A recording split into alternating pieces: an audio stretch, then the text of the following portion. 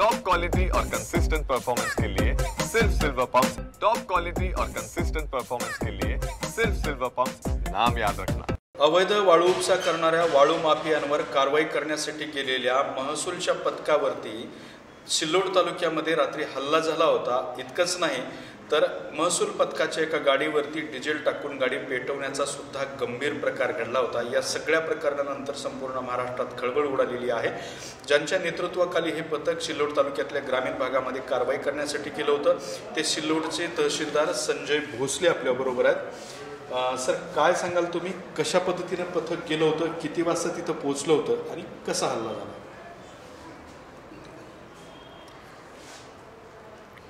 काल दुपारी माननीय जिल्हाधिकारी साहेबांनी अनधिकृत वाळू वाहतुकीवर कारवाई करण्यासाठी सक्त सूचना दिल्या विषयावर।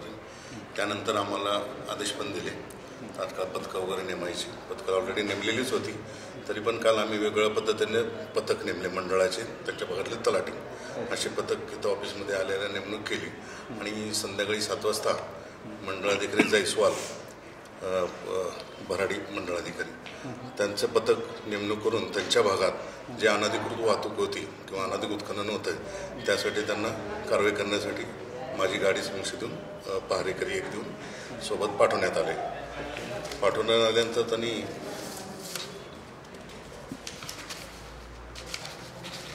सदर पथकाने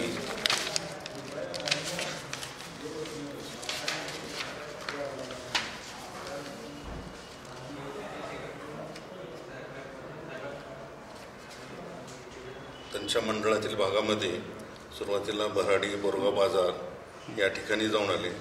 धानोरा शिसरखाडा भराडी देडगाव या परिसरात अवैध वाहतुकीला आळा घालण्याचे फिरत असताना त्यांना उपळी ते देडगाव इथून ट्रॅक्टर वाळू वाहतूक करताना दिसून आला, तो त्यांनी ताब्यात घेतला। त्याच्या पाठोपाठ अजून एक त्यांनी दुसरा एक ट्रॅक्टर मिळाला, तो दोन्ही ताब्यात घेतला। दोन्ही ताब्यात घेतल्यानंतर थोड्या वेळाने त्यांना त्या ड्रायव्हरनी झटापटी करून एक ड्रायव्हर वाहन घेऊन पळून गेलं। परत दुसरा जो ट्रॅक्टर वाहन तो चालक तो थांबलेला होता, कोणीतरी व्यक्ती येऊन तो त्यांच्याशी वादविवाद सुरू केले। वादविवाद सुरू झाल्यानंतर त्या वादविवादाच्या दरम्यान थोड्याच वेळात काही मॉप आला। मॉप आल्यानंतर त्यांच्यावर अचानकपणे दगड हल्ला झाला त्यांच्यावर आणि गाडी पण। त्यामुळे पळापळीमध्ये आमचे कर्मचारी घाबरून बिथरून गेले। बिथरून गेल्यानंतर मोठा मॉप होता, घाबरून गेले। तात्काळ मग आम्हाला मेसेज आले। मेसेज आल्यानंतर मी तात्काळ तिथे पोहोचलो। ताबडतोब पोलीस यंत्रणा पोहोचली। सर्वांना त्यांनी संरक्षण दिलं। सर्वांना संरक्षण देऊन जागेची पाहणी केली। पाहणी करून पोलीस स्टेशनला आणले आणि संबंधित गुन्हा दाखल रात्रीच करण्यात आला। साधारण रात्री किती वाजता घडली ही घटना? 8:50ला आमचं तिथं पथक होतं। 8:50 वाजल्यापासून तो चालू आला। आता हा सगळा प्रकार घडला आहे, तर संबंधितांवरती कुठले गुन्हे दाखल करण्यात आले, त्यांना अटक करण्यात आली आहे का? काल रात्री एक आरोपी आमच्यासमोर ताब्यात त्यांनी घेतला होता। पोलीस स्टेशनला आम्ही ज्यावेळी एफ आय आर चालू होती त्यावेळेला एक आरोपी ताब्यात घेतला आणि आता मी त्यांच्या त्या माहितीमध्येच आहे, म्हणजे पाठपुरावा करत आहेत। थोड्या वेळापूर्वी मला संबंधित पोलीस निरीक्षकांचा फोन आला, अजून 3 आरोपी त्यांनी ताब्यात घेतलेले आहेत। अशा एकूण 4 आरोपी ताब्यात घेतलेले आहेत आणि 2 नाव निष्पन्न झालेले आहेत, ते सुद्धा आरोपी ताब्यात घेतात असं मेसेज। एफ आय आर तुमच्या हातात आहे, कलम कुठली लावण्यात आली सांगता येईल का आपल्याला?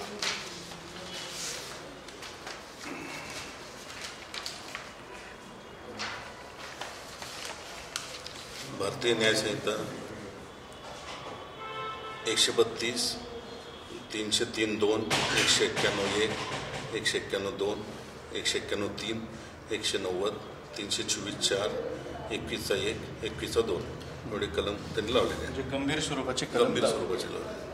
दुसरा मुद्दा, आता या वाळू माफियांचं म्हणजे ज्यांची महसूलच्या पथकावरती थेट गाडी पेटवून देण्यापर्यंत मजल जाते, त्यांचं कंबरडं मोडण्यासाठी म्हणून आता इथून पुढच्या स्वरूपात कशा कारवाया केल्या जाणार आहेत?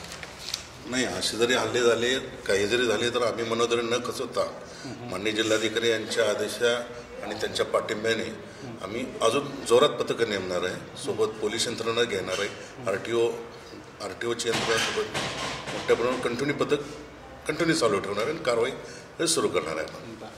आज घडीला काय ॲक्शन घेतली? काल रात्री घटना घडली, तर आज आपण काय ॲक्शन घेत आहे? आता परत पत्रकं आम्ही पोलीस निरीक्षकाची चर्चा केली मी व त्यांना कंपल्सरी एक पोलीस आमच्या कार्यालयात द्यावा, काही एक त्यांची पार्टी वगैरे देता येतील का याबद्दल चर्चा केलेली आहे. त्यांनी जर आली तर आपण अजूनही कारवाईला तशी सुरुवात करणार. ओके. तर होते सिल्लोडचे तहसीलदार संजय भोसले यांनी या संदर्भातली संपूर्ण माहिती दिलेली आहे. कॅमेरामन हर्षल निकमसोबत दत्ता कानवटे, TV9 मराठी, छत्रपती संभाजीनगर.